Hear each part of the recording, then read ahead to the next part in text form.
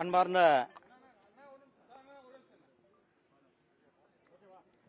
ஊடக சகோதரர்கள் உங்கள் அனைவருக்கும் கூட என்னுடைய அன்பு கலந்த வணக்கத்தை தெரிவித்துக் கொண்டு, மாண்புமிகு பாரத பிரதமர் மரியாதைக்குரிய திரு நரேந்திர மோடிஜி அவர்கள் ஒவ்வொரு மாசத்தினுடைய கடைசி ஞாயிற்றுக்கிழமை அன்னைக்கு மனதின் குரல் மூலியமாக மக்களிடத்தில் பேசுவது, அவர்கள் மக்கள் புரிந்த சாதனைகளை ஒவ்வொருவரும் ஒவ்வொரு சமூக கண்ணோட்டத்தோடு இந்த சமுதாயத்தினுடைய நல்லதற்காக பல பேர் கண்ணுக்கு தெரியாமல் சேவை செய்துட்டு இருக்கிறார்கள். அவர்கள் சேவைகள்லாம் கூட வெளியில் வரும் விதமாக நம்முடைய மாண்புமிகு பிரதமர் மரியாதைக்குரிய திரு நரேந்திர மோடிஜி அவர்கள் ஒவ்வொரு இடத்திலுமே உரையாற்றி கொண்டிருக்கிறார்கள். இன்றைக்கு 134வது எடிஷனாக 2014 அவங்க ஆட்சிக்கு வந்ததிலிருந்து ஒவ்வொரு மாசத்தினுடைய எந்த மாசமும் கூட தவறாமல் ஒவ்வொரு மாசமும் கூட மனதின் குரல் நிகழ்ச்சி மூலியமாக 134வது தடவையாக இன்றைக்கு பேசியிருக்கிறாங்க. இன்னைக்கு பேசினதுல கேலோ இந்தியா திட்டத்தின் மூலியமாக எப்படி பலனடைந்திருக்கிறார்கள், 2 விளையாட்டு வீரர்கள் கூட கலந்துரையாடினாங்க.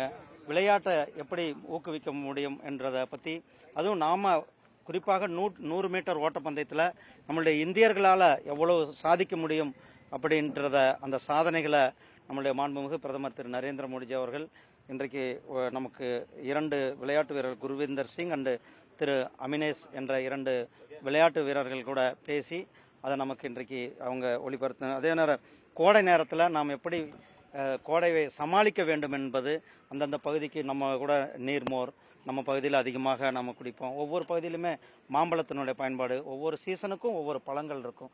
நமக்கு கோடைக்கு மாம்பழம் இருக்கிறது. அந்த மாம்பழத்தை இந்தியா முழுவதும் எப்படி யூஸ் பண்ணுறாங்க, நம்மளுடைய சேலம், நம்மளுடைய மல்கோவா மாம்பழம், இப்படி ஒவ்வொரு பகுதியினுடைய மாம்பழத்திற்கும் சிறப்பு இருக்கிறது என்பதை பற்றி சொன்னாங்க. அதையும் போல நம்மளுடைய மாண்புமிகு பிரதமர் திரு நரேந்திர மோடிஜி கடந்த ஒரு வாரத்துக்கு முன்னாடி 5 நாட்கள் 5 நாடுகளுக்கு சுற்றுப்பயணம் பண்ணியிருந்தாங்க. அதில் நெதர்லாந்தில் டச்சுக்காரர்கள் காலத்தில் அங்கிருந்து அவங்ககிட்ட இருந்த சோழர் காலத்து செப்பு பட்டயத்தை நம்ம திருப்பி மாண்புமிகு பிரதமர் திரு நரேந்திர மோடிஜி அவர்கள் கொண்டு வந்திருக்காங்க. ஏற்கனவே 200க்கும் மேற்பட்ட சிலைகள் வெளிநாடுகள்லேருந்து வெவ்வேறு நாடுகளில் இருந்த நம்மளுடைய தேசத்தினுடைய மிகவும் தொன்மை வாய்ந்த சிறப்புமிக்க அந்த சிலைகள் எல்லாம் கூட நாம் மீட்டு கொண்டு வந்திருக்கிறோம்.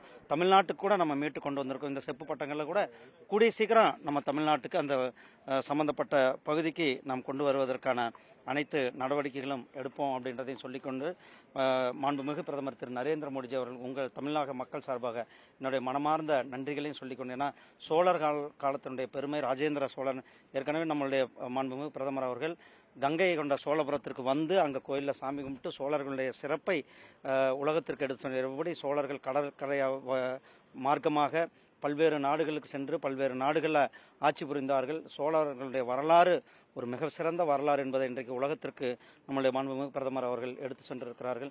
அதே மாதிரி நாகர்கோவிலை சேர்ந்த நம்மளுடைய குழந்தைகள், நாகர்கோவில் அந்த ஜெயகோபால் கரோடியா பள்ளியை சேர்ந்த திரு கிரிஜாம்மா, அவங்க குழந்தைங்கள்லாம் கிட்டத்தட்ட 40 லட்சம் ரூபாய், அது எப்படின்னா ஒரு குழந்தை ஒரு நாளைக்கு ₹1, வருஷம் முழுவதும் சேர்த்து 40 லட்சம் ரூபாய் இராணுவ வீரர்களினுடைய சேம நலனுக்காக, அவர்களுடைய நலனுக்காக கொடுக்கப்பட்ட அந்த நிதியை கொடுப்பதற்காக இந்த குழந்தைகள் கொடுத்திருக்கிறார்கள். இப்படி ஒவ்வொருவரும் செய்கின்ற செயல்களை உலகம் அறிய இந்த மனதின் குரல் நிகழ்ச்சியானது ஒவ்வொரு மாதத்தினுடைய கடைசி நாளில் ஞாயிற்றுக்கிழமை அன்றைக்கு ஒளிபரப்புகிறது. நாமும் அதை கண்டுகளிக்கிறோம். இது பொதுமக்கள் செய்கின்ற சேவைகளை நாம். அண்ணா நன்றி, வணக்கம்ண்ணா. நான் அரசியல் இன்னொரு நாள் பேசுகிறேன்.